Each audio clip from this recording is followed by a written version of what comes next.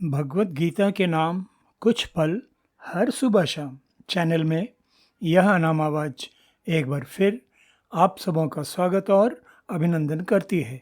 साथियों, आज आप सबों के बीच प्रस्तुत है भगवत गीता 7वें अध्याय का 27वां श्लोक। इच्छा द्वेष समुत्थेन द्वंद्व मोहेन भारत सर्वभूतानि सम्मोहम सर्गे यान्ति परं तप। इस श्लोक का सरल शाब्दिक अर्थ इस प्रकार है। हे भरतवंशी अर्जुन, संसार में इच्छा और द्वेष से उत्पन्न सुख दुख आदि द्वंद्व रूप मोह से ग्रस्त सभी मनुष्य घोर अज्ञान में डूबे हुए हैं। साथियों, योगेश्वर श्री कृष्ण द्वारा उपदेशित भगवत गीता का संपूर्ण 7वां अध्याय अर्जुन के साथ साथ हम साधारण जगजीवों को भी यह समझाने के प्रति समर्पित है कि हम सब किस प्रकार परमपिता परमेश्वर के प्रति अनन्य प्रेम का भाव रखते हुए योग में स्थित होकर सभी संशयों से मुक्त यह बोध प्राप्त कर पाएं कि समस्त विभूतियों, बल, ऐश्वर्य इत्यादि गुणों से युक्त सच्चिदानंद परमात्मा सबके आत्मरूप होकर सभी की अंतरात्मा में स्थित हैं। वही सर्वस्व हैं, सर्वोपरि सत्ता हैं। और इसके साथ साथ यह बोध भी कि ज्ञान की इस परम वास्तविकता का बोध हो जाने के बाद इस संसार में किसी अन्य की भक्ति करना, कुछ और भी जानना, कुछ और भी पाना शेष नहीं रह जाता है। परमेश्वर की प्राप्ति में ही तो सब कुछ प्राप्त हो जाता है।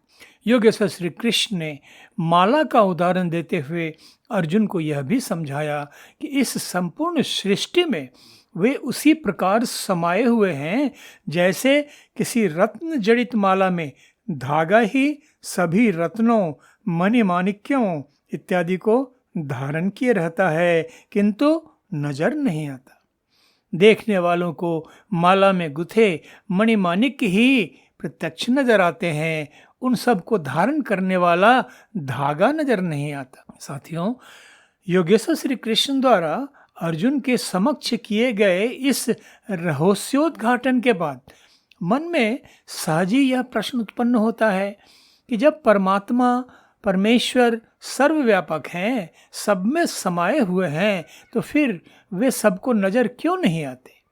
क्यों सबकी दृष्टि से ओझल रहते हैं? अर्जुन यह प्रश्न पूछे इसके पूर्व ही योगेश्वर श्री कृष्ण इसका कारण बताते हुए कहते हैं कि साधारण संसारी जगजीव तो सांसारिक इच्छाओं, द्वेष इत्यादि से उत्पन्न सुख दुख रूपी द्वंद्वों के कारण मोह रूपी अज्ञान के अंधकार में डूबे रहते हैं। यही कारण है कि सबके आत्मरूप सच्चिदानंद परमात्मा की ओर उनका ध्यान ही नहीं जा पाता है और वे तुच्छ सांसारिक सुखों की आशा में देवी देवताओं की पूजा आराधना के स्तर तक ही सीमित रह जाते हैं। साथियों, भगवत गीता के इस श्लोक के परिप्रेक्ष्य में मेरे परम आराध्य विहंगम योग प्रणेता ब्रह्मज्ञानी सद्गुरु सदाफल देव जी महाराज रचित अतुलनीय सद्ग्रंथ स्वरवेद के कुछ दोहे अत्यंत ही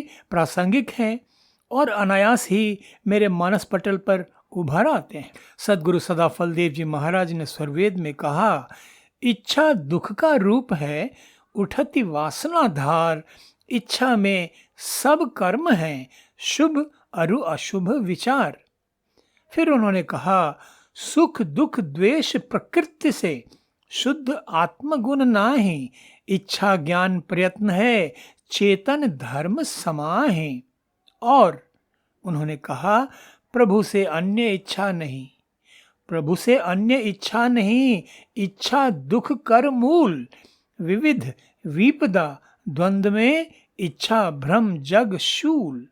साथियों, जैसे योगेश्वर श्री कृष्ण साधारण मनुष्यों को अज्ञान के अंधकार में भटकाए रखने वाले कारणों में सांसारिक इच्छा और द्वेष से उत्पन्न मोह बताते हैं, ठीक उसी प्रकार ब्रह्मज्ञानी सद्गुरु सदाफल देव जी महाराज रचित आध्यात्मिक सदग्रंथ सर्ववेद से उद्धृत उपरोक्त 3 दोहे मनुष्यों के अपार दुख का मूल कारण इच्छा ही बताते हैं और कहते हैं कि इच्छा ही से वासना की प्रबल धार उत्पन्न होती है जो मनुष्य के सद्विवेक को भ्रमित कर नष्ट कर देती है।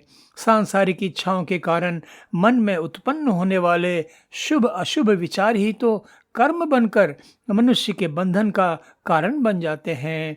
सद्गुरु सदाफल देव जी महाराज के शब्दों में कर्मन की अज्ञान की जड़ चेतन की ग्रंथि बंधन में सब जीव हैं 3 प्रकार की ग्रंथि। तो साथियों, सद्गुरु सदाफल देव जी महाराज ने हम साधारण जग जीवों को उद्वेलित बनाए रखने वाले सुख दुख द्वेष इत्यादि के कारण का विश्लेषण करते हुए कहा कि इनकी उत्पत्ति प्रकृतिजन्य गुणों से होती है। हम जगजीवों का वास्तविक स्वरूप तो आत्मा है, जिससे हम सब अज्ञानवश आजीवन अनभिज्ञ ही रह जाते हैं। प्रकृति के बंधन से मुक्त शुद्ध चेतन आत्मा के वास्तविक गुण तो हैं इच्छा, ज्ञान तथा प्रयत्न।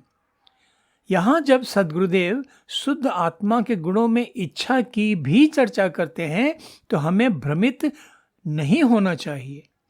अज्ञान के आवरण से मुक्त आत्मा की इच्छा रूपी गुण की जब बात की जाती है तो वह इच्छा सांसारिक इच्छा नहीं होती, बल्कि अपनी उत्पत्ति के मूल स्रोत परमपिता परमेश्वर से योग की, मिलन की आध्यात्मिक इच्छा होती है। इसी सत्य का ज्ञान होता है और परमात्मा प्राप्ति के इसी प्रयत्न की बात होती है। इच्छा, ज्ञान, प्रयत्न, इस प्रकार ये 3 गुण इच्छा, ज्ञान तथा प्रयत्न शुद्ध चेतन आत्मा के हैं। ये 3 गुण किसी भी चेतन सत्ता के परिचायक होते हैं और इन 3 गुणों से विहीन तत्व जड़ होते हैं। आत्मा जब तक अज्ञानवश प्रकृति के प्रभाव से युक्त रहती है तो उसमें सुख दुख तथा द्वेष की भावनाएं उत्पन्न होती रहती हैं। अपने वास्तविक चेतन स्वरूप का ज्ञान हो जाने के बाद शुद्ध आत्मा सांसारिक सुख दुख द्वेष की भावनाओं से पूरी तरह मुक्त होकर परमात्मा की दिव्य परम सुखदायी अनुभूति में ही अहर्निश निमग्न रहती है। और यही कारण है कि सर्ववेद से उद्धृत 3 दोहे में सद्गुरु सदाफल देव जी महाराज ने हम जगजीवों को सावधान करते हुए कहा, प्रभु से अन्य इच्छा नहीं, प्रभु से अन्य इच्छा नहीं, इच्छा दुख कर मूल, विविध विपदा द्वंद्व में इच्छा भ्रम जग शूल। अर्थात ज्ञानी विवेकी मनुष्य को परमपिता परमेश्वर से किसी सांसारिक इच्छा की आशा नहीं रखनी चाहिए, केवल और केवल परमेश्वर प्राप्ति की ही इच्छा होनी चाहिए। फिर उन्होंने सावधान करते हुए इस दोहे में भी दोहराया कि इच्छा ही हम जगजीवों के समस्त दुखों का मूल कारण है। इच्छाओं से उत्पन्न होने वाले विभिन्न प्रकार के द्वंद्व, विभिन्न प्रकार की विपदाएं ही हम जगजीवों को भ्रमित किए रहते हैं, जिससे ये संसार शूल अर्थात किसी कांटे की तरह आजीवन चुभता रहता है, हमें दुखी बनाए रहता है। साथियों, इस प्रकार योगेश्वर श्री कृष्ण द्वारा उपदेशित ज्ञान से स्पष्ट हो जाता है कि सांसारिक इच्छाओं तथा द्वेष से उत्पन्न सुख दुख रूपी द्वंद्वों के कारण ही हम जगजीव आजीवन परमात्मा से दूर रह जाते हैं, जबकि मानव जीवन का वास्तविक लक्ष्य मूल उद्देश्य तो बस परमात्मा प्राप्ति ही होता है, अन्य कुछ नहीं। इस प्रकार भगवद गीता का यह श्लोक हमें यही शिक्षा देता है कि हम इच्छा द्वेष से उत्पन्न होने वाले भ्रमजाल में न फंसकर अनासक्त निष्काम कर्मयोगी बनकर मानव जीवन का चरम लक्ष्य प्राप्त करने के पुरुषार्थ में अपना जीवन बिताएं। यही हमारे परम कल्याण का मार्ग है। आज बस इतना ही।